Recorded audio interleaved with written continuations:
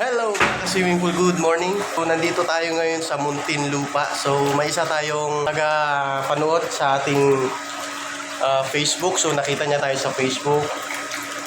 So pinuntahan natin sa may problema si sir dito tungkol sa kanyang pump. So bigla lang daw hindi humigop.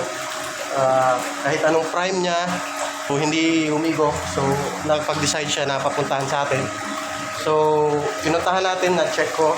Baka may ganito kayong mga problema sa mga pool ninyo. So, hindi humigop, hindi nagpa-prime. Nilalagyan niya na ng tubig yung pump. So, para i-prime kasi hindi pa rin humihigop. So, ngayon, chinek ko. Tinignan ko yung mga ano niya. May napansin akong crack dito sa may cover niya. Pump cover niya. Pump basket cover. So, maliit lang pong crack siya pero humihigop po siya ng hangin. So, yun yung cause nung pagsingaw. Kaya hindi nagpa-prime. Kahit anong pagpa-prime dito, nilalagyan na ng tubig.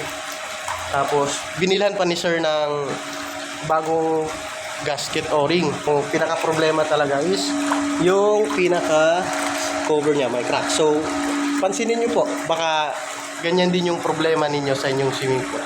So, yun lamang po. Maraming salamat po. Bye-bye.